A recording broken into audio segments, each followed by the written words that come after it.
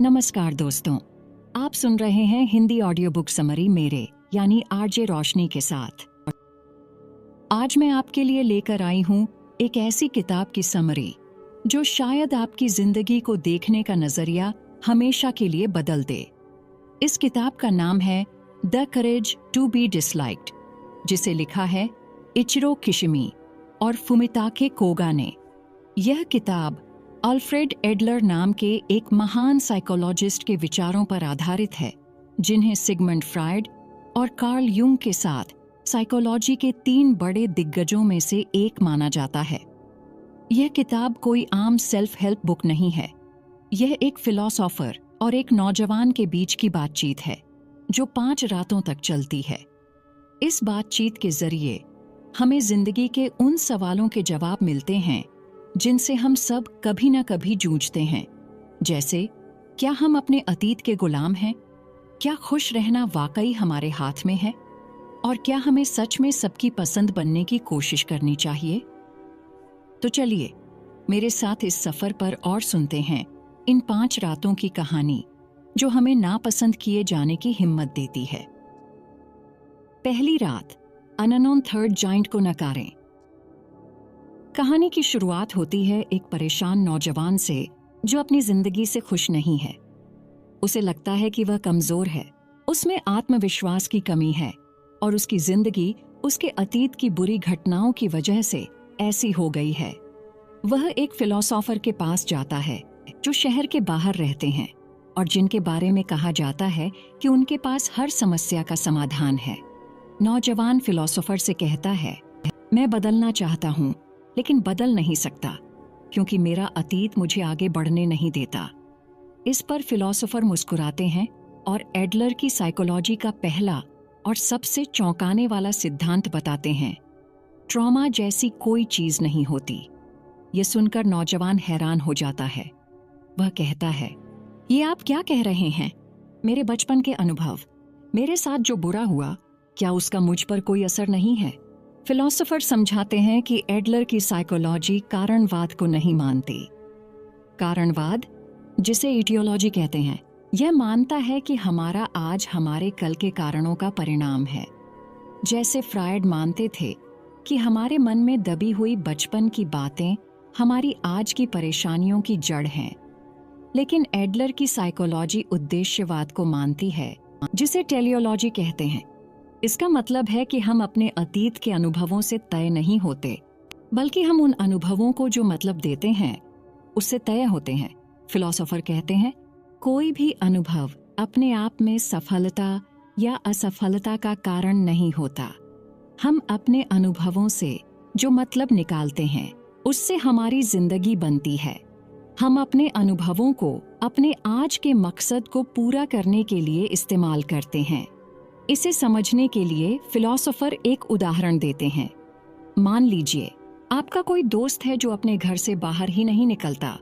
अगर हम कारणवाद से सोचें तो हम कहेंगे कि शायद उसके बचपन में कुछ बुरा हुआ होगा जिसकी वजह से वह डरता है।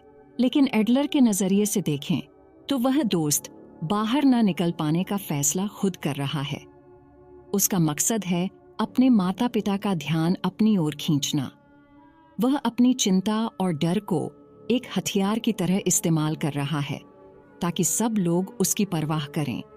इसका मतलब ये हुआ कि हम सब अपना लाइफस्टाइल यानी जीवन जीने का तरीका खुद चुनते हैं। अगर कोई इंसान दुखी है तो एडलर के अनुसार उसने दुखी रहना चुना है, क्योंकि इस दुखी रहने में भी उसका कोई छिपा हुआ मकसद पूरा हो रहा है। शायद उसे लगता है कि दुखी रहकर वह खास बन जाएगा या उसे लोगों की सहानुभूति मिलेगी। यह सुनकर नौजवान को बहुत गुस्सा आता है। वह कहता है, कोई जानबूझकर दुखी क्यों रहना चाहेगा? फिलोसोफर शांति से जवाब देते हैं, खुशी की तरह दुखी रहना भी एक चुनाव है। और अच्छी खबर यह है कि अगर आपने इसे चुना है तो आप इसे बदल भी सकते हैं। आप किसी भी पल अपनी जिंदगी का तरीका दोबारा चुन सकते हैं। आपको बस हिम्मत चाहिए। पहली रात की यह बातचीत हमें सिखाती है कि हम अपने अतीत के कैदी नहीं हैं। हमारी जिंदगी एक कोरी किताब की तरह है और उसका अगला पन्ना क्या होगा ये लिखने की ताकत हमारे ही हाथ में है। दूसरी रात, सभी समस्याएं इंटरपर्सनल रिलेशनशिप की हैं। दूसरी रात, नौजवान फिर फिलोसोफर के पास आता है। वह अभी भी उलझन में है। वह कहता है, ठीक है, मान लिया कि मैं अपनी जिंदगी खुद चुनता हूं, लेकिन मेरे अंदर जो हीनता की भावना है, जो इंफीरियरिटी फीलिंग है, उसका क्या? मैं दूसरों से हमेशा खुद को कम समझता हूं। इस पर फिलोसोफर एक और बड़ा और गहरा विचार सामने रखते हैं। दुनिया में सारी समस्याएं असल में इंटरपर्सनल रिलेशनशिप यानी आपसी संबंधों की समस्याएं हैं। ये सुनकर नौजवान चौंक जाता है। फिलोसोफर समझाते हैं कि जब हम अकेले होते हैं तो कोई समस्या नहीं होती। समस्याएं तब शुरू होती हैं जब हम खुद की तुलना दूसरों से करने लगते हैं। फिलोसोफर बताते हैं कि हीनता की भावना यानी फीलिंग ऑफ इंफीरियरिटी होना कोई बुरी बात नहीं है। यह स्वाभाविक है। हम सब बेहतर बनना चाहते हैं, आगे बढ़ना चाहते हैं। यही भावना हमें मेहनत करने और खुद को सुधारने के लिए प्रेरित करती है। लेकिन समस्या तब बनती है जब यह भावना इंफीरियरिटी कॉम्प्लेक्स का रूप ले लेती है। कॉम्प्लेक्स का मतलब है कि आप अपनी हीनता की भावना को एक बहाने की तरह इस्तेमाल करने लगते हैं। आप कहते हैं, मैं पढ़ा लिखा नहीं हूं, इसलिए मैं सफल नहीं हो सकता, या मैं सुंदर नहीं हूं, इसलिए मुझे कोई पसंद नहीं करता। यह सिर्फ एक बहाना है ताकि आपको असली चुनौती का सामना न करना पड़े। इससे भी खतरनाक है सुपीरियरिटी कॉम्प्लेक्स यानी खुद को दूसरों से बेहतर समझने का घमंड। फिलोसोफर कहते हैं कि जो लोग असल में खुद पर भरोसा नहीं करते, वे ही अपनी ताकत का दिखावा करते हैं। जो लोग महंगे ब्रांड के कपड़े पहनकर या अपनी डिग्रियों का ढिंढोरा पीटकर खुद को बड़ा दिखाते हैं, वे असल में अंदर से खुद को छोटा महसूस कर रहे होते हैं। नौजवान पूछता है, तो इन सब से कैसे बचें? फिलोसोफर जवाब देते हैं कि हमें यह समझना होगा कि हम सब बराबर हैं, लेकिन अलग हैं। कोई किसी से ऊपर या नीचे नहीं है। हमारी जिंदगी कोई रेस नहीं है जिसमें हमें दूसरों से आगे निकलना है। हम सब अपनी अपनी लेन में चल रहे हैं। हमें अपनी तुलना अपने कल के मैं से करनी चाहिए, न कि किसी और से। इसके बाद फिलोसोफर एडलर के लाइफ टास्क के बारे में बताते हैं। एडलर का मानना था कि इंसान की जिंदगी में 3 मुख्य टास्क होते हैं जिनसे वह बच नहीं सकता। 1, काम के टास्क, टास्क ऑफ वर्क, यानी आपका करियर, आपकी नौकरी। 2, दोस्ती के टास्क, टास्क ऑफ फ्रेंडशिप, यानी आपके दोस्त और सामाजिक रिश्ते। 3, प्यार के टास्क, टास्क ऑफ लव, यानी आपके रोमांटिक रिश्ते और परिवार। फिलोसोफर कहते हैं कि जब लोग इन रिश्तों में चोट लगने से डरते हैं तो वे बहाने बनाकर इन टास्क से भागने लगते हैं। जैसे कोई यह कहकर काम से जी चुराता है कि उसे बॉस पसंद नहीं है, या कोई यह कहकर दोस्त नहीं बनाता कि लोग धोखा देते हैं। असल में ये सब बहाने हैं। असली डर है रिश्तों में रिजेक्ट होने का, नापसंद किए जाने का, और यहीं से हमारी असली आजादी का रास्ता शुरू होता है। दूसरी रात की यह बातचीत हमें सिखाती है कि हमारी सारी परेशानियां कहीं न कहीं लोगों से जुड़ी हैं, और अगर हमें खुश रहना है तो हमें अपने रिश्तों को देखने का नजरिया बदलना होगा। हमें यह स्वीकार करना होगा कि हम एक सामाजिक प्राणी हैं और रिश्तों से भागकर हम खुश नहीं रह सकते। तीसरी रात, अपने टास्क दूसरों से अलग करें। तीसरी रात की बातचीत इस किताब का दिल है। नौजवान अब तक यह समझ चुका है कि उसकी समस्याएं रिश्तों से जुड़ी हैं। वह फिलोसोफर से पूछता है, तो फिर रिश्तों को निभाने का सही तरीका क्या है? मैं कैसे अपनी आजादी भी बनाए रखूं और रिश्ते भी निभाऊं? यहाँ फिलोसोफर एडलरियन साइकोलॉजी का सबसे शक्तिशाली टूल पेश करते हैं, टास्क सेपरेशन, यानी अपने और दूसरों के कामों को अलग अलग करना। फिलोसोफर कहते हैं, तुम्हें बस यह पता लगाना है कि यह किसका टास्क है। इसका मतलब क्या है? फिलोसोफर एक बहुत ही सरल उदाहरण देते हैं। मान लीजिए आपका बच्चा पढ़ाई नहीं कर रहा है। ये देखकर आपको गुस्सा आता है, आप उसे डांटते हैं, उस पर दबाव डालते हैं। लेकिन एक पल रुककर सोचिए, पढ़ाई करना किसका टास्क है? आपका या आपके बच्चे का? जाहिर है ये बच्चे का टास्क है। पढ़ाई न करने का जो नतीजा होगा वह बच्चे को भुगतना पड़ेगा। आपका टास्क बच्चे को पढ़ने के लिए मजबूर करना नहीं है। आपका टास्क है उसे यह बताना कि आप उसकी मदद के लिए हमेशा तैयार हैं, उसे पढ़ाई के लिए जरूरी माहौल देना और उसे प्यार और सपोर्ट देना। लेकिन अंत में पढ़ने का फैसला उसे ही करना है। जब हम दूसरों के टास्क में दखल देते हैं तभी रिश्ते खराब होते हैं। जब माता पिता बच्चे की पढ़ाई, उसकी शादी, उसके करियर के फैसले खुद लेने लगते हैं तो वे उसके टास्क में दखल दे रहे होते हैं। इससे बच्चे को घुटन महसूस होती है और वह विद्रोही बन जाता है। इसी तरह यह सोचना कि दूसरे आपके बारे में क्या सोचेंगे, यह भी एक गलती है। कोई आपको पसंद करता है या नापसंद, यह उसका टास्क है, आपका नहीं। यह उसके विचार हैं जिन पर आपका कोई कंट्रोल नहीं है। आपका टास्क है अपनी जिंदगी को पूरी ईमानदारी और सच्चाई से जीना। अगर आप यह सोचकर कोई काम नहीं करेंगे कि लोग क्या कहेंगे, तो आप अपनी नहीं बल्कि दूसरों की जिंदगी जी रहे हैं। और यहीं पर किताब का टाइटल सामने आता है, the courage to be disliked, यानी नापसंद किए जाने की हिम्मत। फिलोसोफर कहते हैं कि सच्ची आजादी तब मिलती है जब आप इस बात की परवाह करना छोड़ देते हैं कि दूसरे आपको पसंद करते हैं या नहीं। जब आप हर किसी को खुश करने की कोशिश करते हैं तो आप अपनी आजादी खो देते हैं। यह नामुमकिन है कि हर कोई आपको पसंद करे। जब आप अपनी जिंदगी अपने सिद्धांतों पर जीते हैं तो कुछ लोग जरूर होंगे जिन्हें आप पसंद नहीं आएंगे, और यह बिल्कुल ठीक है। नापसंद किया जाना इस बात का सबूत है कि आप अपनी आजादी का इस्तेमाल कर रहे हैं और अपनी जिंदगी अपने तरीके से जी रहे हैं। यह सुनकर नौजवान को एक झटका सा लगता है। उसे लगता है कि यह तो बहुत स्वार्थी विचार है, लेकिन फिलोसोफर समझाते हैं यह स्वार्थ नहीं है, यह अपने और दूसरों के जीवन का सम्मान करना है। जब आप दूसरों के टास्क में दखल नहीं देते तो आप उन पर भरोसा कर रहे होते हैं कि वे अपनी समस्याओं को सुलझा सकते हैं। और जब आप दूसरों को अपने टास्क में दखल नहीं देने देते तो आप अपनी जिम्मेदारी खुद ले रहे होते हैं। तीसरी रात हमें जिंदगी का सबसे बड़ा सबक सिखाती है, अपनी लेन में चलो, दूसरों की लेन में झांकना बंद करो। जो आपके कंट्रोल में है उस पर ध्यान दो, और जो दूसरों के कंट्रोल में है उसे जाने दो। यही सच्ची आजादी और खुशी का रास्ता है। चौथी रात, दुनिया का केंद्र कहाँ है? चौथी रात नौजवान एक नई समझ के साथ आता है।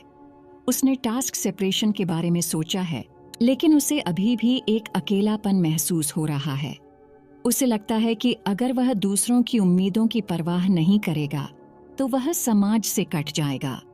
इस पर फिलोसोफर चर्चा को एक नए स्तर पर ले जाते हैं और कम्युनिटी फीलिंग यानी सामुदायिक भावना के कॉन्सेप्ट को समझाते हैं। फिलोसोफर कहते हैं टास्क सेपरेशन का मतलब रिश्तों को काटना नहीं है, बल्कि उन्हें एक स्वस्थ आधार पर फिर से बनाना है, और इस आधार का नाम है कम्युनिटी फीलिंग। कम्युनिटी फीलिंग का मतलब है दूसरों को अपने साथी या कॉमरेड के रूप में देखना, न कि दुश्मन या प्रतियोगी के रूप में। इसका मतलब है समाज में अपनी जगह को महसूस करना और यह विश्वास करना कि मैं इस समुदाय के लिए उपयोगी हूँ। नौजवान पूछता है, लेकिन मैं यह महसूस कैसे करूं? दुनिया तो कंपटीशन से भरी है। फिलोसोफर जवाब देते हैं कि हमें अपने रिश्तों को वर्टिकल यानी ऊर्ध्वाधर नजरिए से देखना बंद करना होगा और हॉरिजॉन्टल यानी क्षैतिज नजरिए से देखना शुरू करना होगा। वर्टिकल रिलेशनशिप का मतलब है रिश्तों को ऊंच नीच के पैमाने पर देखना।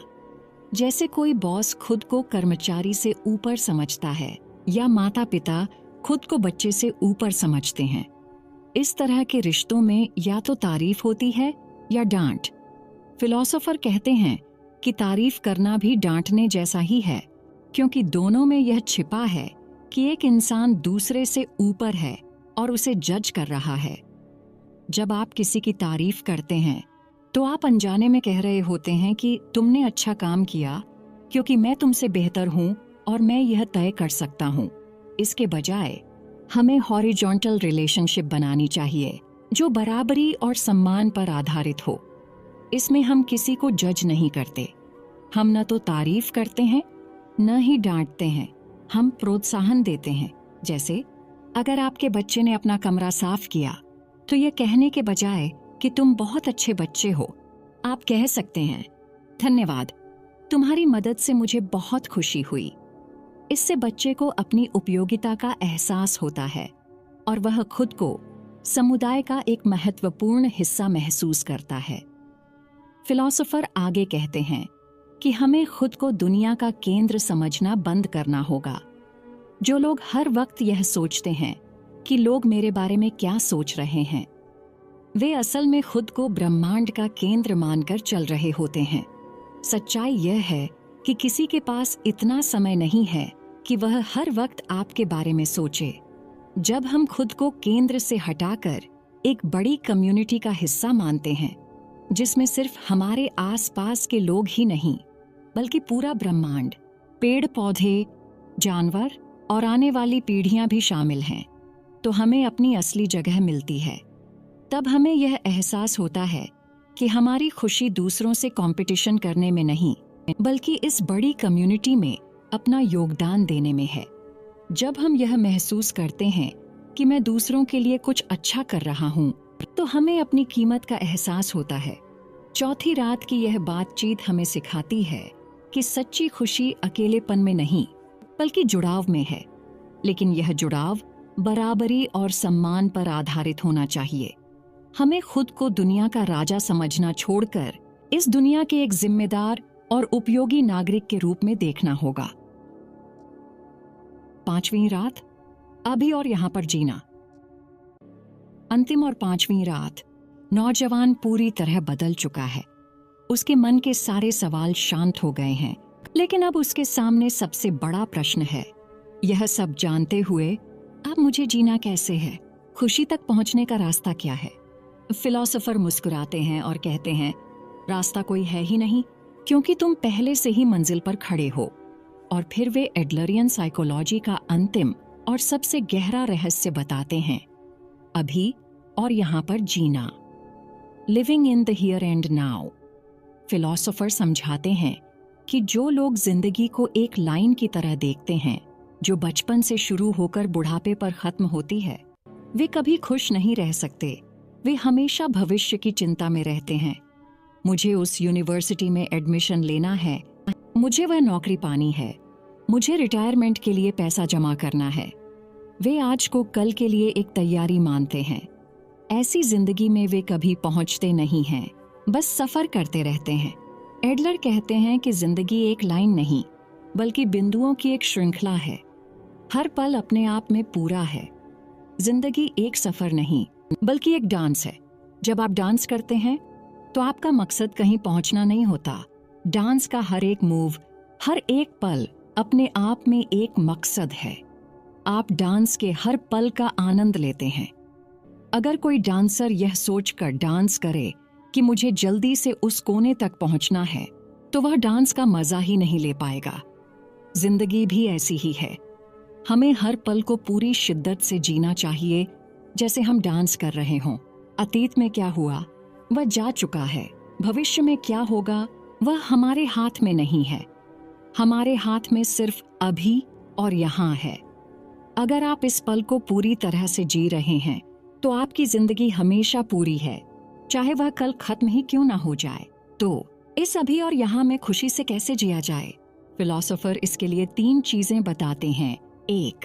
आत्म स्वीकृति, सेल्फ एक्सेप्टेंस।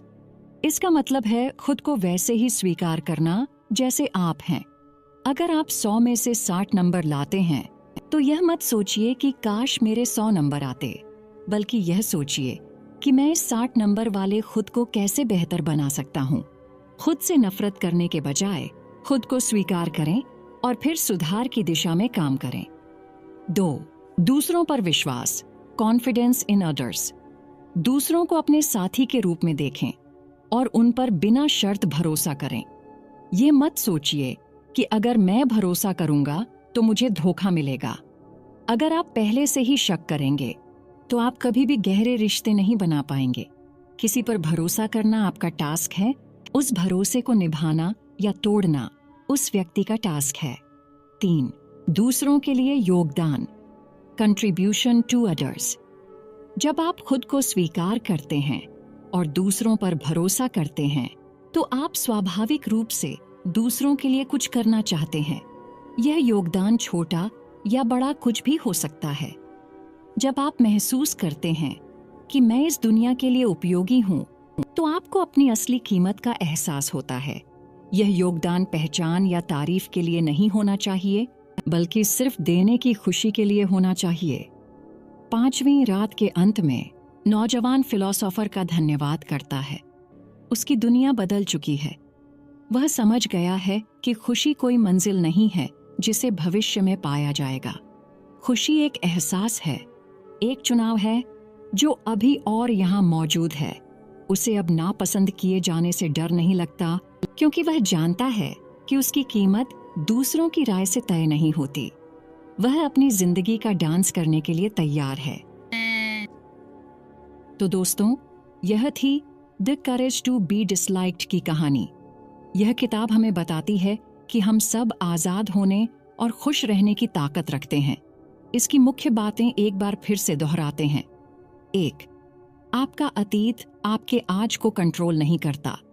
आप किसी भी पल अपनी जिंदगी को बदलने का फैसला कर सकते हैं। 2. आपकी सभी समस्याएं आपसी रिश्तों से जुड़ी हैं। रिश्तों को ठीक करने के लिए खुद को दूसरों से कंपेयर करना बंद कर दें। 3. सच्ची आज़ादी टास्क सेपरेशन से मिलती है। यह पहचानें कि क्या आपका काम है और क्या दूसरों का, और दूसरों के काम में दखल देना बंद करें। 4. नापसंद किए जाने की हिम्मत जुटाएं। जब आप अपनी जिंदगी अपने उसूलों पर जीते हैं तो यह जरूरी नहीं कि सब आपको पसंद करें, और यह ठीक है। 5. जिंदगी भविष्य की तैयारी नहीं है। जिंदगी अभी और यहाँ है। हर पल को एक डांस की तरह पूरी शिद्दत से जिएं। ये किताब हमें कोई जादू की छड़ी नहीं देती। ये हमें एक आईना दिखाती है और कहती है कि बदलाव की चाबी आपके ही हाथ में है। आपको बस दरवाजा खोलने की हिम्मत करनी है। तो मैं आपसे पूछती हूँ, क्या आप अपनी जिंदगी की जिम्मेदारी लेने के लिए तैयार हैं? क्या आप अपनी आज़ादी को गले लगाने और नापसंद किए जाने की हिम्मत जुटाने के लिए तैयार हैं? अगर हाँ, तो आपकी खुशहाल जिंदगी की शुरुआत आज, अभी और इसी पल से होती है। धन्यवाद।